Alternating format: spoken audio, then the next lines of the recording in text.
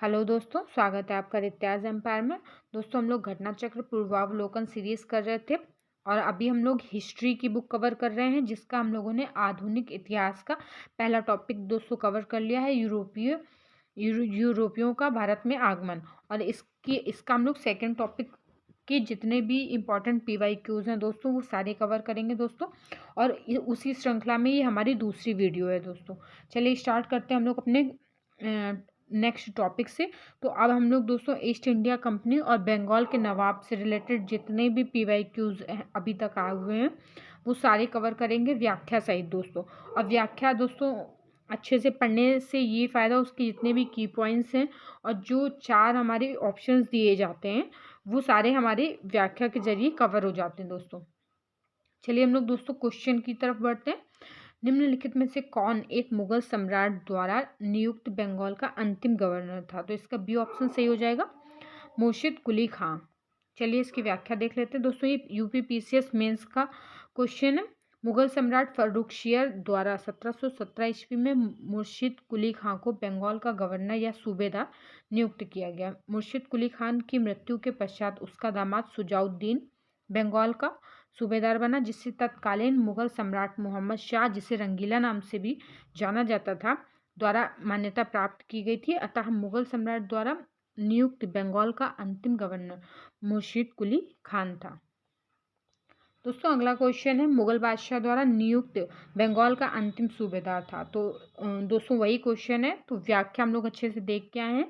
इसका A option सही हो जाएगा, मुर्शिद कुली खां। अगला क्वेश्चन है, निम्नलिखित में से कौन सा युद्ध था जिसने भारत में ब्रिटिश प्रभुत्व को प्रारंभ किया था? तो दोस्तों प्रारंभ किया था तो इसके लिए बी ऑप्शन सही हो जाएगा, प्लासी का युद्ध। दोस्तों प्लासी का युद्ध 1757 ईस्वी 23 जून 1757 ईस्वी में हुआ था दोस्तों। और इसी से जो अंग्रेजों की भारत पर एक प्रभुत्व की नींव रखी गई थी दोस्तों। और ये इस युद्ध में बंगाल के नवाब सिराजुद्दौला को पराजित करके ब्रिटिश प्रभुत्व थोड़ा बहुत स्थापित हो गया था दोस्तों। और ये प्लासी जो जगह है वो पश्चिम बंगाल में स्थित है। चलिए इसके बारे में आगे और पढ़ते हैं। चलिए दोस्तों इसकी व्याख्या देख लेते हैं। भारत में ब्रिटिश प्रभुत्व का प्रारंभ प्लासी के युद्ध से हुआ था और प्लासी के युद्ध 23 जून 1757 में रॉबर्ट क्लाइव के नेतृत्व में अंग्रेजों ने बंगाल के नवाब सिराजुद्दौला को पराजित किया। और नवाब की सेना 3 राजद्रोहियों मीर जाफर, यार लतीफ़ और राय दुर्लभ के सेनानायकत्व में थी। और नवाब की एक अग्रगामी टुकड़ी के नेता मीर मदन तथा मोहन लाल थे। सहसा एक गोली से रणभूमि में ही मीर मदन मारा गया और नवाब सिराजुद्दौला द्वारा अपने प्रमुख अधिकारियों से मंत्रणा के दौरान मीर जाफर ने उसे पीछे हटने को कहा तथा यह भी कहा कि नवाब को सेना का नेतृत्व सेनाध्यक्षों के हाथों में छोड़ युद्ध क्षेत्र से चले जाना चाहिए। सिराजुद्दौला वापस मुर्शिदाबाद लौट गया और यही उसकी हार का कारण बना। प्लासी के युद्ध में अंग्रेजों को तात्कालिक सैनिक एवं वाणिज्यिक लाभ प्रदान किए और इसने कृषि उत्पादन और दस्तकारियों के क्षेत्र में अग्रणी 3 राज्यों बिहार, बंगाल और उड़ीसा में राजनीतिक प्रभुत्व स्थापित करने के लिए पृष्ठभूमि तैयार की। और इस युद्ध ने वस्तुतः भारत में ब्रिटिश साम्राज्य की नींव डाली तथा इसे भारत में ब्रिटिश ईस्ट इंडिया कंपनी की पहली निर्णायक सफलता माना जाता है। जबकि सर्वाधिक निर्णायक युद्ध बक्सर का युद्ध जो कि 1764 ईस्वी में हुआ था और जिसने भारत में वास्तविक रूप में ब्रिटिश प्रभु सत्ता स्थापित कर दी थी। अगला क्वेश्चन है, इंग्लैंड की ईस्ट इंडिया कंपनी की भारत में प्रथम निर्णायक सैन्य सफलता मानी जाती है। तो इसका बी ऑप्शन सही हो जाएगा, प्लासी का युद्ध। अगला क्वेश्चन है, प्लासी का युद्ध लड़ा गया था दोस्तों। तो इसका बी ऑप्शन सही हो जाएगा, 1757। अगला क्वेश्चन है, सिराजुद्दौला लॉर्ड क्लाइव द्वारा परास्त हुआ था के युद्ध में। तो दोस्तों इसका ए ऑप्शन सही हो जाएगा, सिराजुद्दौला को क्लाइव ने प्लासी के युद्ध में पराजित किया था। अगला क्वेश्चन है, भारतवर्ष में ब्रिटिश साम्राज्य का संस्थापक कौन था? तो दोस्तों इससे लॉर्ड क्लाइव बोलते हैं। लॉर्ड रॉबर्ट क्लाइव को ब्रिटिश साम्राज्य का संस्थापक माना जाता है, क्योंकि सबसे पहले जो नींव रखी गई थी प्लासी के युद्ध में, वो युद्ध रॉबर्ट क्लाइव द्वारा ही लड़ा गया था। भारतवर्ष में ब्रिटिश साम्राज्य के संस्थापक रॉबर्ट क्लाइव को माना जाता है, जिसने प्लासी के युद्ध 23 जून 1757 में जो लड़ा गया था में बंगाल के नवाब सिराजुद्दौला को पराजित कर पहली बार भारत में ब्रिटिश प्रभुत्व की नींव रखी थी। अगला क्वेश्चन है, निम्नलिखित में से किसे स्वर्ग से उत्पन्न सेनानायक कहा गया? तो इसका बी ऑप्शन सही हो जाएगा, रॉबर्ट क्लाइव को। क्लाइव एक सैनिक के रूप में जनन नेता था और विलियम पिट का यह कथन है कि वह स्वर्ग से उत्पन्न सेनानायक था। अगला क्वेश्चन है, प्लासी का युद्ध मैदान कहाँ स्थित है? तो इसका डी ऑप्शन सही हो जाएगा दोस्तों, पश्चिम बंगाल में। और वर्तमान में प्लासी का नाम पलासी है और यह युद्ध मैदान पश्चिम बंगाल के नदिया जिले में भागीरथी नदी के किनारे स्थित है। अगला क्वेश्चन है, निम्न में से किसने अपनी राजधानी मुर्शिदाबाद से मुंगेर स्थानांतरित की? तो इसका डी ऑप्शन सही हो जाएगा, मीर कासिम ने। मीर कासिम अपनी राजधानी मुर्शिदाबाद से मुंगेर ले गया। संभवतः वह मुर्शिदाबाद के षड्यंत्र में वातावरण तथा कलकत्ता से दूर रहना चाहता था, ताकि अंग्रेजों का हस्तक्षेप अधिक ना हो। अगला क्वेश्चन है, सबसे अधिक निर्णायक युद्ध जिसने अंग्रेजों के भारत में प्रभुत्व को संस्थापित किया था? तो दोस्तों, सबसे अधिक निर्णायक युद्ध अगर पूछा जा रहा है तो इसका ए ऑप्शन सही हो जाएगा, बक्सर का युद्ध। दोस्तों चलिए इसकी व्याख्या देख लेते हैं। 22 अक्टूबर 1764 को अंग्रेजों ने मीर कासिम, अवध के नवाब सुजाउद्दौला और दिल्ली के मुगल सम्राट शाह आलम द्वितीय की सम्मिलित सेना को बक्सर के युद्ध में परास्त किया और इस युद्ध में अंग्रेजों की कमान मेजर हेक्टर मुनरो के हाथ में थी। और इस युद्ध के परिणाम के ने प्लासी के निर्णयों पर मुहर लगा दी। भारत में अब अंग्रेजों को चुनौती देने वाला कोई दूसरा नहीं था। इलाहाबाद तक का प्रदेश अंग्रेजों के अधिकार में आ गया और दिल्ली विजय का मार्ग खुल गया। बक्सर का युद्ध भारतीय इतिहास में निर्णायक सिद्ध हुआ। और पी.ई. रॉबर्ट्स ने बक्सर के युद्ध के बारे में कहा कि प्लासी की अपेक्षा बक्सर को भारत में अंग्रेजी प्रभुता की जन्मभूमि मानना कहीं अधिक उपयुक्त है। यदि बक्सर के युद्ध के परिणाम को देखा जाए तो कहा जा सकता है कि जहां प्लासी की विजय अंग्रेजों की कूटनीति का परिणाम थी, वहीं बक्सर की विजय को इतिहासकारों ने पूर्णतः सैनिक विजय बताया। प्लासी के युद्ध ने अंग्रेजों की जो प्रभुता है वो बंगाल में स्थापित की, परंतु बक्सर के युद्ध ने कंपनी को एक अखिल भारतीय शक्ति का रूप दे दिया। अगला क्वेश्चन है, अंग्रेजी ईस्ट इंडिया कंपनी द्वारा लड़े गए निम्नलिखित युद्धों में से कौन सा सर्वाधिक निर्णायक? तो दोस्तों सर्वाधिक निर्णायक बक्सर की लड़ाई थी। अगला क्वेश्चन है, निम्नलिखित में से कौन सा युद्ध भारत में अंग्रेजों के आधिपत्य की स्थापना की दृष्टि से सबसे महत्वपूर्ण समझा जाता है? तो इसका ए ऑप्शन सही हो जाएगा, बक्सर का युद्ध। अगला क्वेश्चन है, बक्सर के युद्ध के समय दिल्ली का शासक कौन था? तो दोस्तों इसका डी ऑप्शन सही हो जाएगा, शाह आलम द्वितीय। बक्सर की लड़ाई के समय बंगाल का नवाब कौन था? तो ये ऑप्शन सही हो जाएगा, मीर जाफर बंगाल का नवाब था। निम्नलिखित में से जिस एक शासक ने ईस्ट इंडिया कंपनी को दीवानी प्रदान की थी वह था? तो इसका सी ऑप्शन सही हो जाएगा, शाह आलम द्वितीय। इलाहाबाद की दूसरी संधि 16 अगस्त 1765 के अनुसार शाह आलम को अंग्रेजी संरक्षण में ले लिया गया और उसे इलाहाबाद में रखा गया। इलाहाबाद तथा कड़ा के जो क्षेत्र नवाब ने छोड़ दिए शाह आलम को मिले और 12 अगस्त 1765 के पहले फरमान द्वारा मुगल बादशाह शाह आलम द्वितीय ने कंपनी को बंगाल, बिहार और उड़ीसा की दीवानी स्थायी रूप से दे दी। और इस समय Robert Clive east India company का बंगाल का गवर्नर था और शाह आलम द्वितीय का संपूर्ण जीवन आपदाओं से ग्रस्त रहा और उसे 1788 ईस्वी में अंधा कर दिया गया और शाह आलम द्वितीय के समय में 1803 ईस्वी में दिल्ली पर अंग्रेजों का अधिकार हो गया और शाह आलम द्वितीय उसके दो उत्तराधिकारी अकबर द्वितीय जिसका शासनकाल 1806 से 37 ईस्वी तक और बहादुर शाह द्वितीय जिसका शासनकाल 1837 से 1857 ईस्वी तक ईस्ट इंडिया कंपनी के पेंशन भोगी मात्र बनकर रहे। अगला क्वेश्चन है, 1765 ईस्वी में ईस्ट इंडिया कंपनी को बंगाल की दीवानी किसने प्रदान की? तो इसका बी ऑप्शन से होगा, मुगल सम्राट। किस गवर्नर के कार्यकाल में ईस्ट इंडिया कंपनी को शहंशाह शाह आलम द्वारा बंगाल, बिहार और उड़ीसा में दीवानी अधिकार दिए गए? तो इसका ए ऑप्शन सही हो जाएगा दोस्तों, लॉर्ड क्लाइव द्वारा।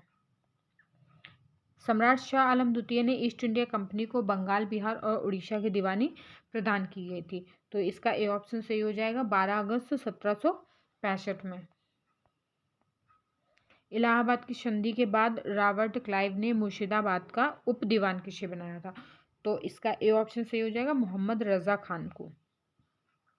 चलिए दोस्तों इसकी व्याख्या भी देख लेते हैं। इलाहाबाद की दूसरी संधि 16 अगस्त 1765 के अनुसार भगोड़े सम्राट शाह आलम को अंग्रेजी संरक्षण में ले लिया गया और तथा उसे इलाहाबाद में रखा गया और शाह आलम ने उपयुक्त संधि के प्रावधान द्वारा कंपनी को बंगाल, बिहार, उड़ीसा की दीवानी स्थायी रूप से दे दी और नज्म उद दौला को बंगाल का नवाब स्वीकार किया, जिसके बदले नवाब द्वारा सम्राट को 26 लाख रुपए वार्षिक अदा करना था। और इस समय कंपनी सीधे कर संग्रह करने का भार ना तो लेना चाहती थी और ना ही उसके पास ऐसी क्षमता थी। कंपनी ने दीवानी कार्य के लिए 2 उप दीवान, बंगाल के लिए मोहम्मद रजा खान और बिहार के लिए राजा सिताब राय की नियुक्ति की और मोहम्मद रजा खान उप नाजिम के रूप में भी कार्य करते थे। इस प्रकार समस्त दीवानी और निजामत का कार्य भारतीयों द्वारा ही चलता रहा, यद्यपि अधिकार कंपनी के हाथ में था। अगला क्वेश्चन है दोस्तों, 1765 ईस्वी में दीवानी प्रदान किए जाने के बाद ब्रिटिश सबसे पहले निम्नलिखित में से किस पर्वतीय जनजाति के संपर्क में आया? तो इसका बी ऑप्शन सही हो जाएगा, खासी। बंगाल की दीवानी प्राप्त करने के पश्चात ब्रिटिश 1765 ईस्वी में सिलहट आए थे और खासी जनजाति के लोग चावल, नमक एवं सूखी मछलियों के बदले रेशम, सूती सामान, लोहा, मोम, मधु एवं सींग का व्यापार करने हेतु सिलहट की सीमा पर पंडुआ में आते थे और खासी पर्वतों में पाए जाने वाले चूना पत्थर का उपयोग तब बंगाल में चूना पत्थर की मांग की पूर्ति के लिए किया जाता था। कुछ समय पश्चात ईस्ट इंडिया कंपनी के ब्रिटिश अधिकारी चूना पत्थर का व्यापार करने लगे, जिससे वे खासी जनजाति के संपर्क में आए। अगला क्वेश्चन है, अवध सल्तनत के हिंदू नायब वजीर के संदर्भ में निम्नलिखित कथनों में से कौन सा सही है? तो नंबर 1 है, राजा टिकैत राय नवाब आसाफुद्दौला के अर्थमंत्री थे और दूसरा है, अवध के नवाबों के राज्य में सामान्यतया कतिपय हिंदू जातियों के लोगों को उच्च स्थान प्राप्त था। तो दोस्तों इसका सी ऑप्शन सही हो जाएगा, 1 और 2 दोनों ही दोस्तों सही हैं। चलिए इसकी व्याख्या देख लेते हैं। राजा टिकैत राय नवाब आशफुद्दौला के दीवान या अर्थमंत्री थे, अतः कथन पहला सही है और कथन दूसरा भी दोस्तों सही है।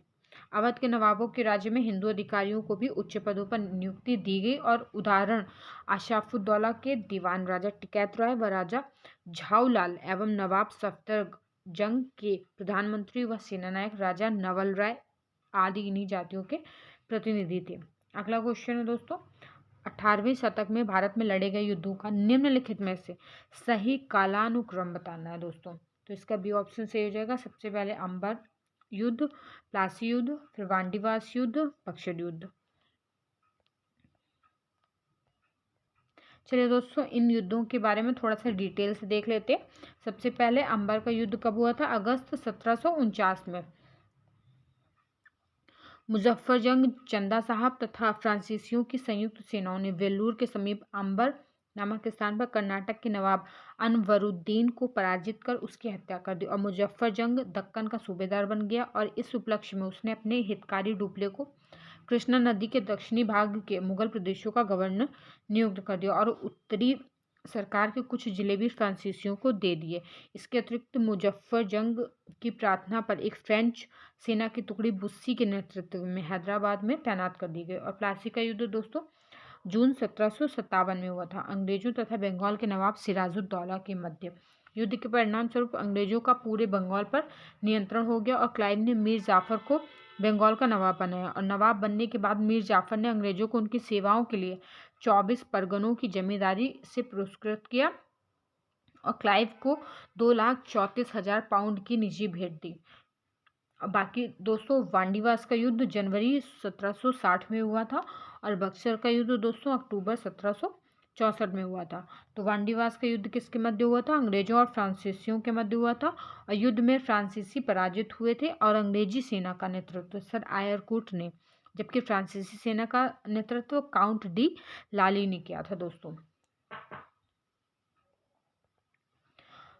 बक्सर का युद्ध मीर कासिम, अवध के नवाब शुजाउद्दौला और मुगल सम्राट शाह आलम द्वितीय के संयुक्त सेना तथा अंग्रेजों के मध्य हुआ था, जिसमें युद्ध में अंग्रेज विजय रहे थे। चलिए अगला क्वेश्चन है, उस फ्रांसीसी सेनापति का नाम बताइए जो 1760 के वांडीवास युद्ध में पराजित हुआ था। तो दोस्तों हम लोग जस्ट ऊपर की व्याख्या में पढ़ के आए हैं, इसका ये ऑप्शन सही होगा, काउंट लाली। अगला क्वेश्चन है, वांडीवास का युद्ध 1760 में हुआ था, तो किसके बीच? ब्रिटिश और फ्रेंच के बीच में हुआ था दोस्तों। तो इसमें किसकी हार हुई थी? फ्रांसीसियों की हार हुई थी। अगला क्वेश्चन है दोस्तों, 1760 का प्रसिद्ध वांडीवास का युद्ध अंग्रेजों द्वारा किसके खिलाफ लड़ा गया? तो इसका ए ऑप्शन सही हो जाएगा, फ्रांसीसी के। निम्नलिखित में से कौन सा युग्म सही सुमेलित है? तो दोस्तों इसमें सही सुमेलित पूछा गया, तो इसका बक्सर का युद्ध में मीर जाफर के विरुद्ध क्लाइव, और बी में क्या बताया गया है? बांडीवास का युद्ध फ्रांसीसी विरुद्ध ईस्ट इंडिया कंपनी, सी है चिलियावाला युद्ध डलहौजी के विरुद्ध मराठे, और डी है खुर्दा का युद्ध। तो दोस्तों इसका बी ऑप्शन सही हो जाएगा, वांडीवास का युद्ध। चलिए इसकी व्याख्या देख लेते हैं। बक्सर का युद्ध दोस्तों हम लोग कई बार पढ़ चुके हैं। 22 अक्टूबर 1764 को अवध के नवाब शुजाउद्दौला मुगल सम्राट शाह आलम तथा मीर कासिम की संयुक्त सेनाओं के मध्य हुआ, अंग्रेजों के अपोजिट हुआ था। और वांडीवास का युद्ध 22 जनवरी 1760 को अंग्रेजों और फ्रांसीसियों के मध्य हुआ था, और इस युद्ध में फ्रांसीसी पराजित हुए थे। और चिलियावाला का युद्ध 13 जनवरी 1849 को लड़ा गया था, और इस युद्ध में अंग्रेजी सेना का नेतृत्व लॉर्ड गफ ने किया तथा सिख सेना शेर सिंह के नेतृत्व में लड़ी, और यह युद्ध अनिर्णित समाप्त हुआ। इस युद्ध के समय भारत का गवर्नर जनरल लॉर्ड डलहौजी था, और खुर्दा का युद्ध 1795 ईस्वी में निजाम के विरुद्ध मराठों द्वारा लड़ा गया था, और निजाम की हार हुई थी। निम्न में से किसने भारत में अंग्रेजों का सर्वाधिक विरोध किया था दोस्तों? तो इसका ए ऑप्शन सही हो जाएगा, मराठों ने। चलिए दोस्तों इसकी व्याख्या देख लेते हैं।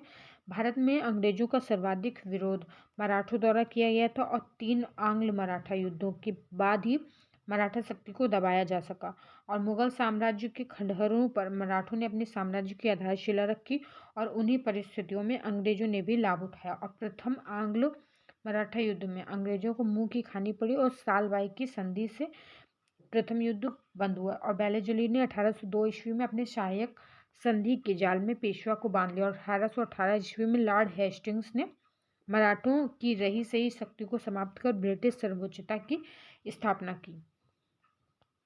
दोस्तों ये टॉपिक हमारा कंप्लीट हो गया है। इसके साथ ही हम इसी वीडियो में क्षेत्रीय राज्य पंजाब एवं मैसूर से रिलेटेड जितने भी PYQs क्वेश्चंस हैं वो सारे कवर करेंगे।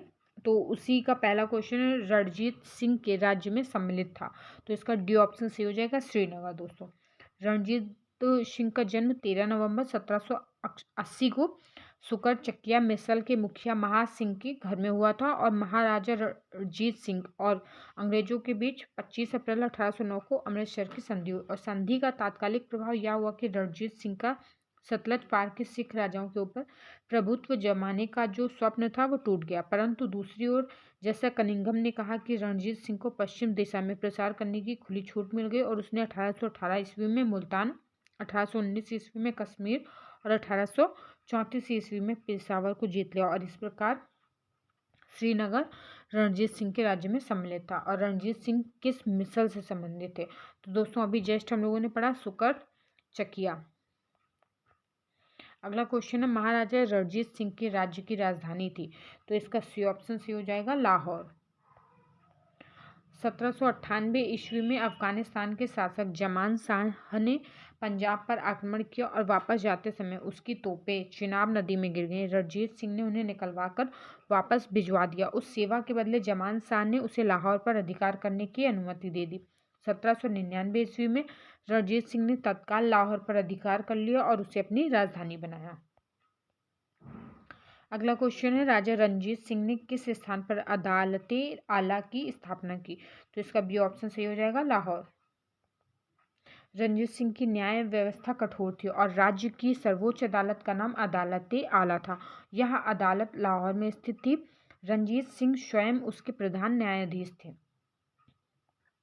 अगला क्वेश्चन है, रणजीत सिंह ने सुप्रसिद्ध कोहिनूर हीरा प्राप्त किया था। तो दोस्तों इसका ए ऑप्शन सही हो जाएगा, शाह शुजा से पंजाब अहमद शाह अब्दाली के साम्राज्य का भाग था, परंतु 1773 ईस्वी में उसकी मृत्यु के पश्चात मुल्तान, कश्मीर इत्यादि कुछ छोटे छोटे भागों को छोड़कर शेष पर सिख मिसलों का अधिकार हो गया। और इधर अफगानों के आंतरिक झगड़ों के कारण रणजीत सिंह को अपनी स्थिति दृढ़ करने का अवसर मिल गया। 1800 ईस्वी में अहमद शाह अब्दाली का पौत्र शाह शुजा काबुल की गद्दी पर बैठा, परंतु उसके भाई शाह महमूद ने शक्तिशाली बरकजई सरदारों फतेह खान और दोस्त मोहम्मद की सहायता से उसे 1809 ईस्वी में विस्थापित कर दिया और स्वयं कश्मीर और पेशावर पर अधिकार कर लिया। इसी अवसर पर शाह शुजा ने काबुल का राज्य प्राप्त करने के लिए रणजीत सिंह से सहायता मांगी और उन्हें कोहिनूर हीरा भेंट किया। अगला क्वेश्चन है, निम्नलिखित में से किसने कहा था ईश्वर की इच्छा थी कि मैं सब धर्मों को एक निगाह से देखूं, इसलिए उसने दूसरी आंख की रोशनी ले ली। तो इसका ए ऑप्शन सही हो जाएगा, महाराजा रणजीत सिंह ने। रणजीत सिंह का जन्म दोस्तों 13 नवंबर 1780 को सुकर चकिया मिशल के मुखिया महा सिंह के घर में हुआ था और वह 12 वर्ष के थे कि उनके पिता का स्वर्गवास हो गया। 1792 से 1797 तक एक प्रतिशासन परिषद जिसमें इनकी माता सास दीवान लखपत राय थे ने शासन कार्य चलाया और 1797 ईस्वी में उन्होंने समस्त कार्यभार स्वयं संभाल लिया। और रणजीत सिंह ने लाहौर पर 1799 ईस्वी में, अमृतसर पर 1805 ईस्वी में तथा फरीदकोट, मालेर कोटला और अम्बाला पर 1808 ईस्वी में विजय प्राप्त की और रणजीत सिंह का एक योग्य शासक थे। उन्होंने कहा था ईश्वर की इच्छा थी कि मैं सब धर्मों को एक निगाह से देखूं, इसलिए उसने दूसरी आंख की रोशनी ले ली। महाराजा रणजीत सिंह के उत्तराधिकारी थे, तो बी ऑप्शन सी हो जाएगा, खड़क सिंह। 1839 ईस्वी में रणजीत सिंह की मृत्यु के बाद उनका पुत्र खड़क सिंह सिंहासन पर बैठा। अगला क्वेश्चन है, सिख राज का अंतिम राजा कौन था? तो दोस्तों इसका डी ऑप्शन सही हो जाएगा, राजा दलीप सिंह। महाराजा दलीप सिंह सिख साम्राज्य के अंतिम शासक थे और उन्होंने 1843 से 1849 ईस्वी तक शासन किया। पंजाब के पूर्व महाराजा दलीप सिंह के विषय में निम्नलिखित में से कौन सा एक कथन सत्य है? तो इसका ए ऑप्शन सही हो जाएगा, 23 अक्टूबर 1893 को उनका निधन पेरिस में हुआ था। पंजाब के पूर्व महाराजा दलीप सिंह का निधन 22 या कुछ स्रोतों के अनुसार 23 अक्टूबर को 1893 को पेरिस या फ्रांस में हो गया था, फ्रांस के पेरिस में हो गया था और शेष सभी कथन दोस्तों असत्य हैं। दलीप सिंह ने सिख धर्म को छोड़कर ईसाई धर्म को अपनाया था और उन्होंने रूस की यात्रा भी की थी और इनकी अंत्येष्टि इंग्लैंड में हुई थी। सिख साम्राज्य का अंतिम शासक कौन था दोस्तों? दलीप सिंह। पंजाब के सिख साम्राज्य के अंतिम शासक दलीप सिंह थे और 1849 ईस्वी में द्वितीय आंग्ल सिख युद्ध की समाप्ति पर अंग्रेजों द्वारा पंजाब का विलय कर लिया गया और दलीप सिंह को पेंशन देकर बाद में ब्रिटेन भेज दिया गया। पंजाब के विलय के पश्चात पंजाब पर शासन करने के लिए निम्नलिखित में से कौन 3 की परिषद का सदस्य नहीं था? तो दोस्तों इसके सही ऑप्शन ए और डी हैं। चलिए इसकी व्याख्या देख लेते हैं। पंजाब के ब्रिटिश साम्राज्य में विलय के बाद लॉर्ड डलहौजी ने 1849 ईस्वी में पंजाब पर शासन करने के लिए 3 लोगों की एक परिषद का गठन किया था, जिसमें सर हेनरी लॉरेंस को अध्यक्ष तथा जॉन लॉरेंस और चार्ल्स ग्रेनविल मानसेल को सदस्य के रूप में नियुक्त किया गया और एचएम एलियट तथा रॉबर्ट मॉन्टगोमरी इस परिषद से संबंधित नहीं थे। अगला क्वेश्चन है, प्रथम आंग्ल मैसूर युद्ध 1766 से 69 ईस्वी के मध्य हुआ था, वे कौन विजयी हुआ? तो इसका बी ऑप्शन सही हो जाएगा, हैदर अली। तो प्रथम आंग्ल मैसूर युद्ध 1767 से 69 ईस्वी के मध्य हुआ दोस्तों और अंग्रेजों और हैदर अली के मध्य हुआ था। निजाम मराठे और अंग्रेज हैदर के विरुद्ध एक त्रिगुट संधि में सम्मिलित हुए। हैदर ने अपनी कूटनीतिक सूझबूझ से इस त्रिगुट को भंग करने का प्रयास किया। उसने मराठों को धन देकर और निजाम को प्रदेश का प्रलोभन देकर अपनी ओर मिला लिया। फिर कर्नाटक पर आक्रमण किया और अंग्रेजों की प्रारंभिक सफलता के कारण निजाम पुनः अंग्रेजों की ओर चला गया। हैदर अली ने उत्साहपूर्वक लड़ते हुए 1768 ईस्वी में मंगलौर पर अधिकार कर लिया। मार्च 1769 ईस्वी में उसकी सेनाएं मद्रास तक जा पहुंची और अंग्रेजों ने व्यवस्था में हैदर अली की शर्तों पर 4 अप्रैल 1769 को मद्रास की संधि की। अगला क्वेश्चन है, निम्नलिखित में से कौन 1755 में डिंडीगुल मैसूर में एक आधुनिक शस्त्रागार की स्थापना की थी? तो दोस्तों इसका बी ऑप्शन सही हो जाएगा, हैदर अली। 1742 ईस्वी में वेंकट राय के नेतृत्व में मैसूर सेना ने डिंडीगुल पर विजय प्राप्त की और 1755 ईस्वी में मैसूर के महाराजा ने स्थिति को संभालने के लिए हैदर अली को डिंडीगुल भेजा। 1755 ईस्वी में हैदर अली ने डिंडीगुल पर कब्जा कर लिया और इस किले को एक सैन्य चौकी में बदल दिया। बाद में हैदर अली मैसूर का वास्तविक शासक बन गया और 1777 ईस्वी में उन्होंने पुरसीन मीर साहिब को डिंडीगुल का गवर्नर नियुक्त किया। अगला क्वेश्चन है, ब्रिटिश जनरल जिसने हैदर अली को पोर्टो नोवो के युद्ध में हराया? तो बी ऑप्शन सही हो जाएगा, सर आयरकूट। 1781 ईस्वी में हैदर अली का सामना अंग्रेज जनरल आयरकूट से हुआ, जिसने पोर्टो नोवो के युद्ध 1 जुलाई 1781 में हैदर अली को परास्त किया। अगला क्वेश्चन है, टीपू सुल्तान ने अपनी राजधानी बनाई? तो इसका ए ऑप्शन सही हो जाएगा, श्रीरंगपट्टनम में। टीपू सुल्तान ने श्रीरंगपट्टनम को अपनी राजधानी बनाया एवं यहाँ जैकोबिन क्लब की स्थापना की और उसका सदस्य भी बना। निम्नलिखित भारतीय शासकों में से कौन था जिसने विदेशों में आधुनिक पद्धति से दूतावास स्थापित किए थे? दोस्तों तो इसका दोस्तों डी ऑप्शन सही हो जाएगा, टीपू सुल्तान। दोस्तों ये आईएएस प्रीलिम्स में भी पूछा गया है और यूपी पीसीएस प्रीलिम्स का भी क्वेश्चन रहा है। टीपू सुल्तान ने आधुनिक पद्धति से विदेशों में दूतावास स्थापित किए थे। अगला क्वेश्चन है दोस्तों, टीपू सुल्तान ने ब्रिटिश सेना को 1780 ईस्वी में हराया था? तो इसका बी ऑप्शन सही हो जाएगा, पोल्लीलुर में।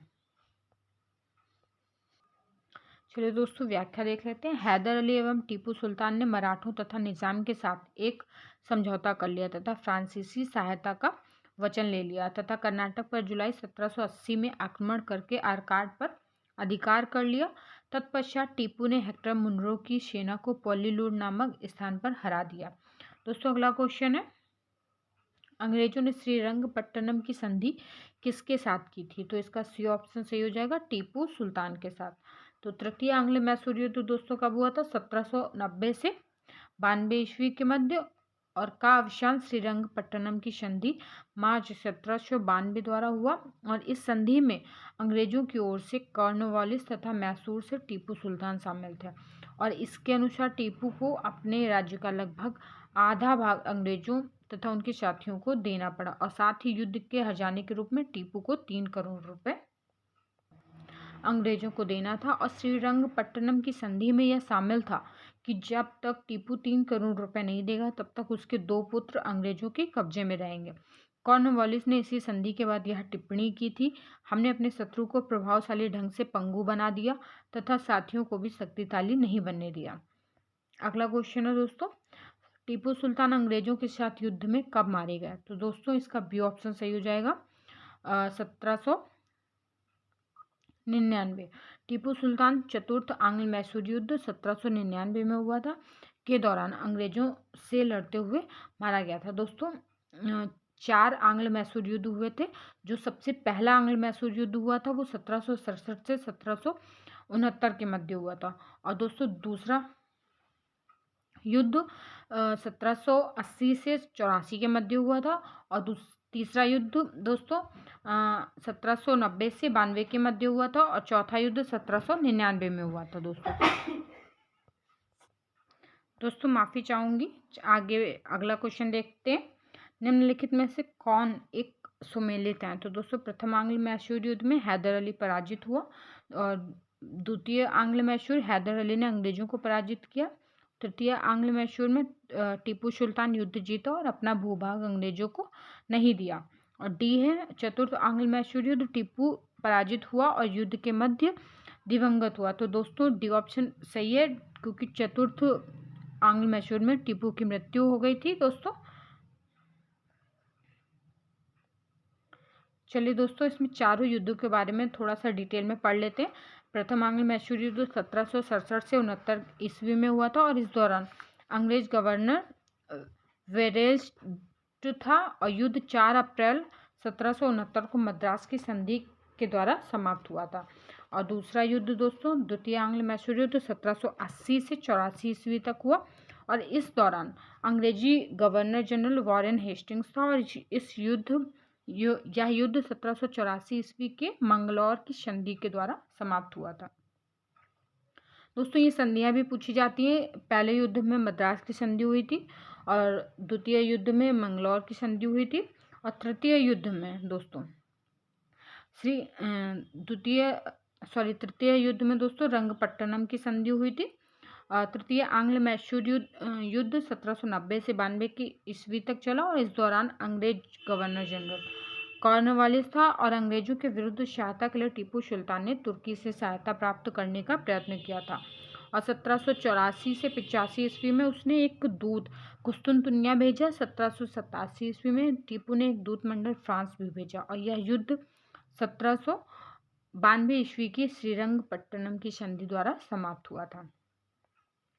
और चतुर्थ आंग्ल मैसूर युद्ध 1799 में हुआ था और इस दौरान अंग्रेज गवर्नर जनरल लॉर्ड वेलेस्ली था और 4 मई 1799 को अंग्रेजी सेना ने श्रीरंगपट्टनम का दुर्ग जीत लिया और टीपू ने लड़ते लड़ते वीरगति पाई।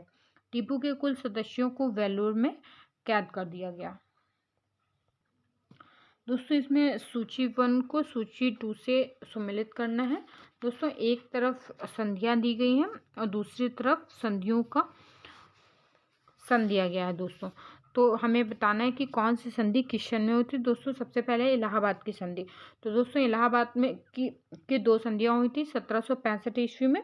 उसके बाद दोस्तों और ये संधियां दोस्तों बक्सर के युद्ध के बाद हुई थी। उसके बाद मंगलौर की संधि हुई थी द्वितीय आंग्ल मैसूर युद्ध के बाद दोस्तों। उसके बाद सालबाई की संधि दोस्तों हुई थी 1782 में और मद्रास की संधि दोस्तों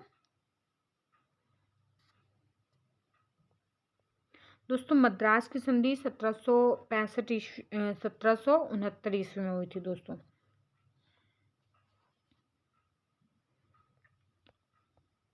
चलिए दोस्तों इसका सी ऑप्शन सही हो जाएगा। इसकी व्याख्या देख लेते हैं। इलाहाबाद की प्रथम संधि अंग्रेजों और मुगल सम्राट शाह आलम द्वितीय के मध्य 12 अगस्त 1765 ईस्वी को हुई थी और जबकि इलाहाबाद की द्वितीय संधि अंग्रेजों और अवध के नवाब शुजाउद्दौला के बीच 16 अगस्त 1765 को हुई थी और मंगलौर की संधि द्वितीय आंग्ल मैसूर युद्ध 1780 से 84 ईस्वी के मध्य जो हुआ था के बाद अंग्रेजों और टीपू सुल्तान के मध्य 1784 ईस्वी को हुई थी और सालबाई की संधि प्रथम आंग्ल मराठा युद्ध जो 1775 से 82 ईस्वी तक हुआ था के बाद महादजी सिंधिया की मध्यस्थता में अंग्रेजों और मराठों के मध्य 1782 ईस्वी में हुई थी और मद्रास की संधि प्रथम आंग्ल मैसूर युद्ध 1767 से 69 ईस्वी के बाद तो 1769 ईस्वी में हैदर अली और अंग्रेजों के बीच हुई थी। अगला क्वेश्चन है बेगम समरू ने एक अति प्रसिद्ध चर्च का निर्माण कराया था। तो इसका सी ऑप्शन सही हो जाएगा सरधना में। बेगम समरू 1750 से 1836 ईस्वी के मध्य ने एक अति प्रसिद्ध चर्च का निर्माण मेरठ के निकट सरधना में कराया था। अगला क्वेश्चन है दोस्तों निम्न कथनों में से कौन सा एक सही नहीं है। तो दोस्तों इसका ए ऑप्शन सही नहीं है, मतलब ए ऑप्शन सही होगा जो कि सही नहीं है। बाकी के 3 ऑप्शन सही हैं। तो ए ऑप्शन है अली मर्दान खान ने बंगाल में राजस्व कृषि पद्धति प्रारंभ की थी। तो दोस्तों ये गलत है। चलिए इसकी व्याख्या देख लेते हैं। रणजीत सिंह ने तोपखाने पर अधिक बल दिया था और लाहौर तथा अमृतसर में तोपें गोला बारूद बनाने की कारखाने लगाए गए। आमेर के शमाई जयसिंह ने यूक्लिड के रेखागणित के तत्वों का संस्कृत में अनुवाद कराया और शमाई जयसिंह ने जयपुर दिल्ली बनारस आदि नगरों में 5 वेधशालाएं भी बनवाई। टीपू सुल्तान ने श्रृंगेरी मंदिर में शारदा देवी की मूर्ति के निर्माण के लिए धन दिया जबकि बंगाल में राजस्व कृषि पद्धति प्रारंभ करने का श्रेय अली मर्दान खान को नहीं बल्कि मुर्शिद कुली खान को है। दोस्तों इस वीडियो का आखिरी क्वेश्चन है।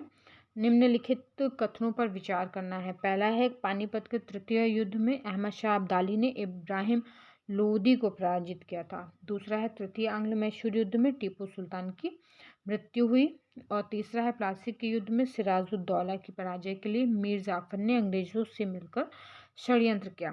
तो दोस्तों इसका बी ऑप्शन सही होगा सिर्फ, यानी केवल 3। बाकी पहला और दूसरा दोस्तों गलत है, क्योंकि पानीपत का तृतीय युद्ध दोस्तों अब अहमद शाह अब्दाली और मराठों के मध्य हुआ था। इसमें इब्राहिम लोदी से युद्ध नहीं हुआ था, तो ये ऑप्शन गलत हो गया। दूसरे में तृतीय आंग्ल मैसूर युद्ध में टीपू सुल्तान की मृत्यु नहीं हुई थी दोस्तों। चतुर्थ आंग्ल मैसूर युद्ध जो 1799 में लड़ा गया था, उसमें टीपू सुल्तान की मृत्यु हुई थी दोस्तों। तृतीय आंग्ल मैसूर युद्ध में श्रीरंगपट्टनम की संधि हुई थी दोस्तों। चलिए इसकी व्याख्या भी देख लेते हैं। 14 जनवरी 1761 को पानीपत की तीसरी लड़ाई में अहमद शाह अब्दाली ने सदाशिव राव भाऊ के नेतृत्व वाली मराठा सेना को बुरी तरह से परास्त किया था। और जेएन सरकार के अनुसार महाराष्ट्र में संभवतः ही कोई परिवार ऐसा नहीं होगा जिसने कोई ना कोई संबंधी ना खोया होता था। कुछ परिवारों का तो सर्वनाश ही हो गया। 1790 से 92 ईस्वी में हुए तीसरे आंग्ल मैसूर युद्ध में टीपू सुल्तान केवल पराजित हुआ था, उसकी मृत्यु नहीं हुई थी। और श्रीरंगपट्टम की संधि से युद्ध विराम संपन्न हुआ और टीपू की मृत्यु 1799 ईस्वी में चतुर्थ आंग्ल मैसूर युद्ध में हुई थी। और प्लासी के युद्ध 1757 ईस्वी में मीर जाफर ने अंग्रेजों से मिलकर सिराजुद्दौला के विरुद्ध षड्यंत्र रचा था। और अन्य षड्यंत्रकारियों में साहूकार जगत सेठ, रायदुल्लभ और अमीन चंद्र प्रमुख थे दोस्तों। तो सिर्फ दोस्तों तीसरा कथन ही सत्य है दोस्तों। ये वीडियो हमारी यहीं से समाप्त होती है। इसके बाद हम लोग इसकी जो नेक्स्ट वीडियो है उसमें गवर्नर जनरल और वायसराय, इससे रिलेटेड जितने भी PYQs हैं वो सारे हम लोग कवर करेंगे। और दोस्तों 11 फरवरी को RO का एग्ज़ाम है, तो उसके लिए ये इस पूरी प्लेलिस्ट दोस्तों बहुत यूज़फुल होने वाली है। तो आप सभी लोग इससे अच्छे से रिविज़न करते